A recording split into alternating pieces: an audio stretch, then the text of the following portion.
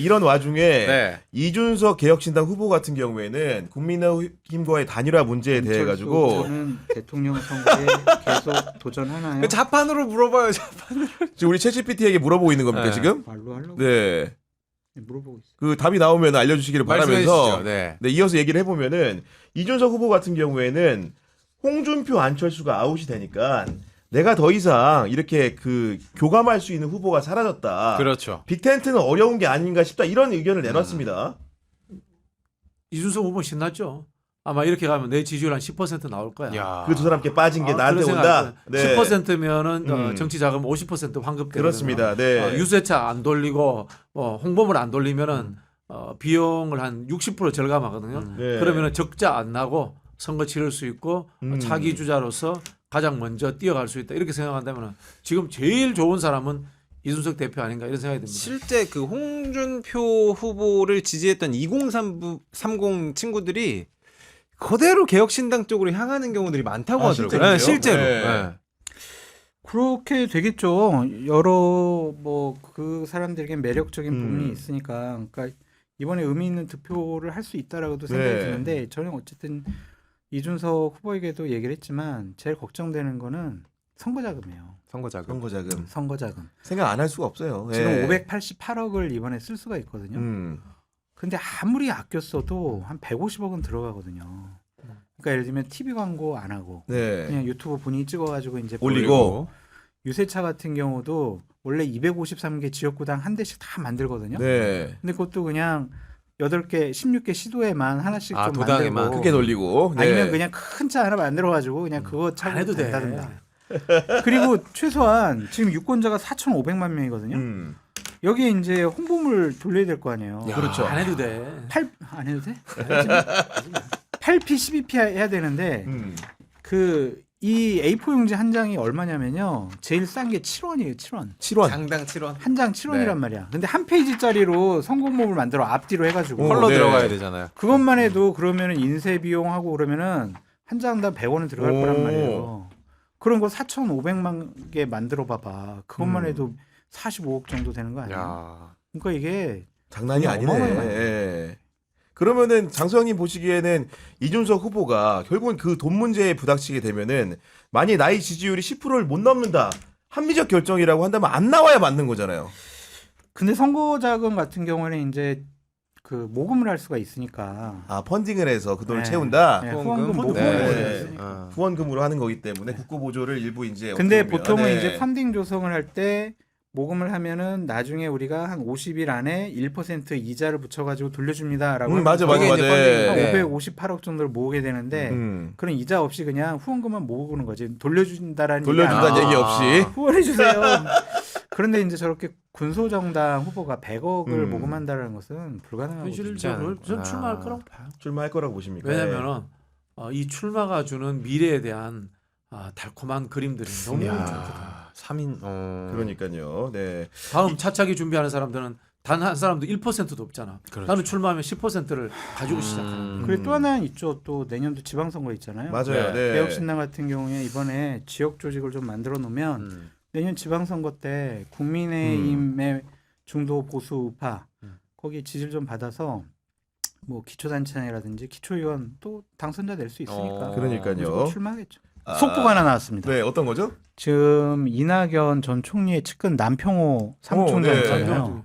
한덕수 캠프의 종합상황실장으로 가기로 했대요. 그래서 안 되는 거야. 아, 그게 속보가 나온 거예요, 네. 지금? 아, 지금 그러면 속보가 이낙연 한덕수의 연대는 공식화된다라고 봐야 되겠네요.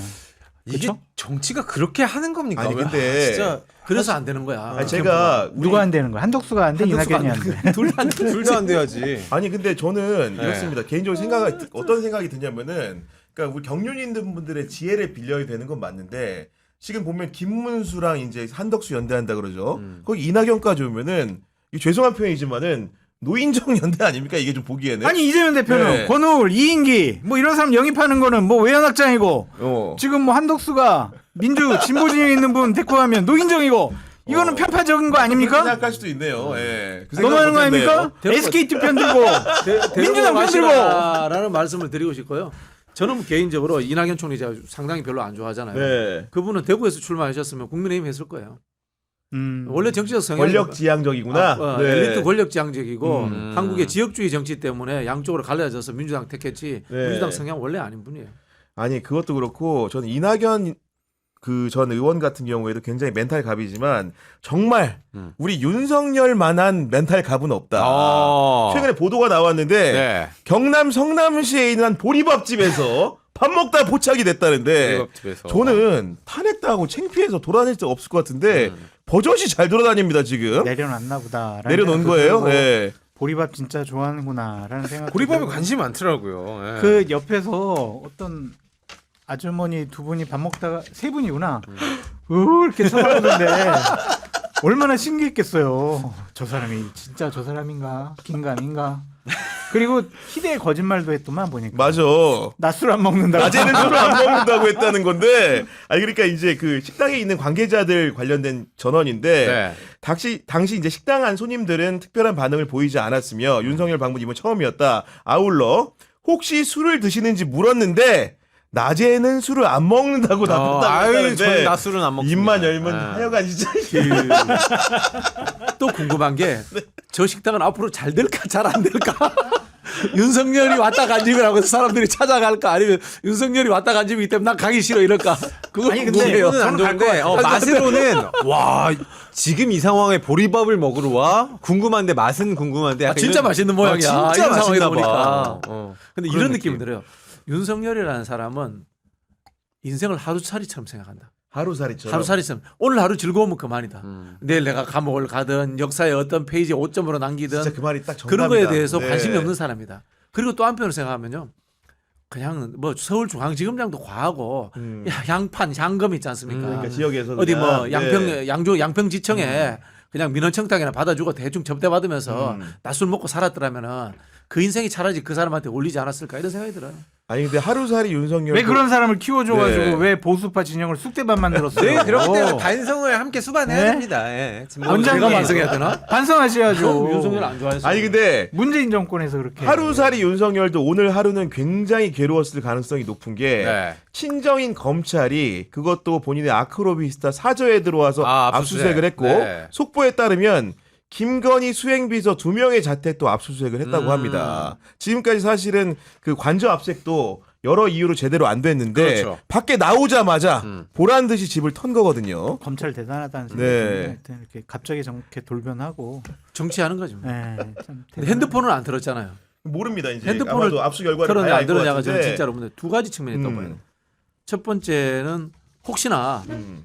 한동훈 대망론도 있을 수 있으니까 이거 한번 털어놔 보자 이런 생각도 있을 거고요. 네. 어쨌든 한동훈 김건희 관계가 안 좋잖아요. 그렇죠. 그런 부분들이 또 한편으로는 이걸 가지고 그림을 만들어서 차기 민주당 정부가 될 것 같으니까 우리도 역할했다.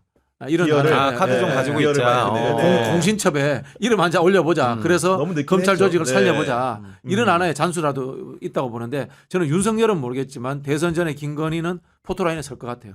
대선 전에 무조건 쓸 것 대선 전에 같습니다. 무조건 쓸 것 네. 같아요. 그렇게 검찰이 만들 것 같아요.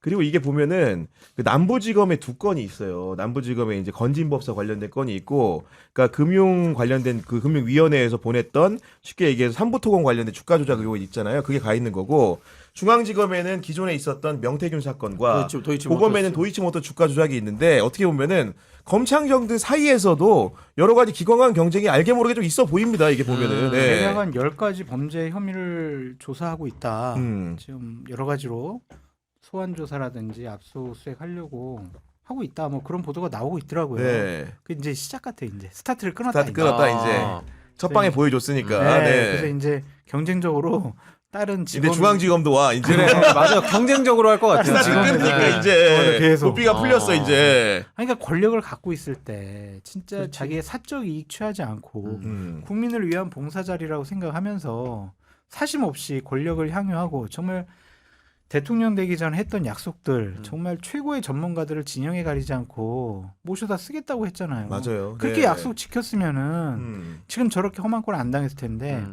너무 그냥 지도자로서 대통령으로서 그냥 품위, 품격, 철학, 가치관 아무것도 없었던 것 같아요. 그냥 그냥 부자- 권력 잡으니까 나는 왕이다. 와 신난다. 부자도 약간 갑자기 졸부 확된 느낌처럼 예, 바로 대통령 그냥 느낌이 명품 여기서 여기까지 다 주세요. 막 이거구나. 너무 그러니까 품격이 아예 없어요. 그러니까 그 끼리끼리 논다고 건진법사가 실제로 전달했는지 모르겠는데 다이아 목걸이 나왔는데 심지어 명품백도 나오고 네. 어느 기사 봤더니 인삼도 줬대. 얼마나 싼마이 같습니까 이게 지금. 예. 뭐 가리지 않고 다 받는군요. 최재형 목사 그때 명품백 줄 때 보면 다른 쇼핑백들이 막 옆에 쭉 그러니까, 아직 네. 포장도 안 뜯은. 어. 그게 이제 하루 이틀로 끝났겠어요? 어마어마하게 받았겠지. 완전 백화점보다 더 아마 화려할 것 같아요. 그리고 이제 그 종교와 관련된 문제가 건진법사는 불거졌는데 네. 통일교 이제 2인자라고 불리는 전 세계 본부장이라는 사람 있잖아요. 이분 같은 경우에 이제 그 지난주에도 말씀드렸지만은 네. 윤석열이라는 사람하고 이제 그 인수위 기간에 당선되고 나서 이제 독대도 했다라는 거고 그리고 여러 가지 이상한 징후들이 포착이 되는데 캄보디아 이제 ODA 사업에 이게 통일부가 이제 관여를 하고 싶었다는 건데 네. 지금 이제 관련된 보도가 경향신문에 나왔는데 봤더니 그 윤석열 정부에서 ODA 예산 중에서 전례 없는 형식으로 캄보디아에 648억 원 예상이 편성됐다. 야. 이게 뭔가 봤더니 방법이 민간협력 전대 차관이라는 건데 쉽게 얘기해서 600억을 캄보디아에 있는 금융기관에 대해 묻지도 따지지 않고 빌려주면 그 금융기관이 사업자 선정에 돈을 빌려주는 구조랍니다. 그러니까 우리가 기본적으로 확약을 받으려면 무슨 사업인지 빌려주는 사람이 검토하고 줘야 되는데 그런 과정이 생략된 예산이 크게 늘었다는 거. 눈먼 돈이 있는 거 아니겠습니까 이게? 이건 뭐 사실 옛날에도 있었어요. 20년 전, 30년 전에도 있었어요. 예를 들면 네. 자, 캄보디아 대통령 아닙니까? 네. 제가 이제 그 브로커예요. 국제 건설업 하는 브로커야. 찾아가는 겁니다. 어. 이번에 우리 김건희 여사 오실 때 빈곤 포르노 사진 한번 찍어주세요. 그럼 나중에 제가 캄보디아에다가 우리나라에서 돈 한 500억 땡겨 드릴게요. 대신 그 사업권은 저한테 주세요. 이렇게 하는 거예요. 아 중간에. 네, 네. 야 이거 그냥 국가를 통한 돈 세탁이 될 수도 있는 느낌인데. 근데 알 수가 없어요. 이거. 그러니까 EDCF 자금이 있고 ODA 자금이 있는데 네. ODA 자금을 우리가 지정을 해줘요. 학교 지어 이 돈 준 거. 이 돈 가지고 사업을 정확 목적을 딱- 정해줘. 이거 네. 학교 지어. 학교 아니면 이거 화장실 개량 사업에 다 써. 아니면 우물 사업에 써. 이렇게 돈을 이렇게 지정을 해서 주는데 네. EDCF 자금은요 그냥 말씀하신 것처럼 통째로 주는 거예요.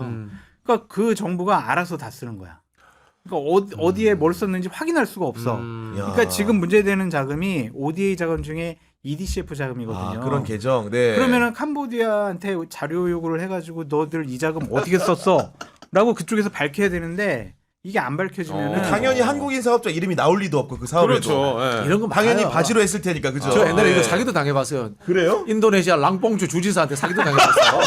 랑뽕주가 어딘지도 무슨 몰라. 얘기야, 그거. 아, 그 네. 뭐가면은 네. 한 20년도 더 된 이야기인데 랑뽕주 주지사 부부해서 뭐 주 검찰 부부에서 한 20-30명이 한국인 이제 개발 사업자 끼고 한국에 온 거야. 와가지고 이제 건교부 장관한테 밥 얻어 먹고 건설회사들한테 술 얻어 먹고 실컷 놀고 가는 거예요. 그리고 랑뽕주에 도시 개발을 한대. 도시 개발을. 도시 개발을 한대.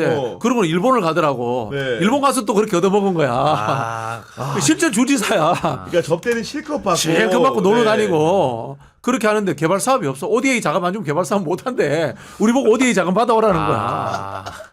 그 이게 후진국 정치인들이 그런 짓 많이 했어요 옛날에. 그래, 이런 분들은 또 뒷자금도 많이 받고 그런다 하더라고요. 그러니까요. 그렇죠. 네. 그리고 장성찬 소장님 보기에는 그러면은 김건희 여사가 아까 우리 이제 박지원 원장님 같은 경우에 포토라인에 대선 전에 쓴다고 봤는데 실제로 구속은 언제 될 것 같아요? 구속이요? 네. 그거는 뭐 대선 이후나 되지 않을까? 이후에 전에는 안 한다. 이 검찰 조사 가지고는 좀 힘들 것 같고 음. 국회에서 이제 특검을 특검을 단행할 해야지. 거 아니에요. 네. 거기 이제 여러 가지 일들이 있으니까 거기서 이제 구속 당할 가능성이 있겠죠. 구속해야지 이런 혐의 가지고 가만히 아니, 두는 게 어디 있어? 근데 우리 윤석열 씨가 가만히 있을까요? 가만 안 있으면 어떡하냐. 뭐 보리밥집 가서 뭐 합니까? 오늘 네. 굉장히 경로했을 것 같은데 느낌에 그러지 않습니까 지금? 자포자기 하지 않았을까? 자포자기. 이제 이제 그래야 검찰까지 되네. 왔구나. 권력을 다 잃고 음. 정말 앞으로 계속 조사받고 압수수색 당하고 감옥 갈 일만 남아 있구나라고 자포자기 하지 않았을까? 그래서 오늘 하루 즐거운 보리밥을 먹어야지. 하루살이 윤석열.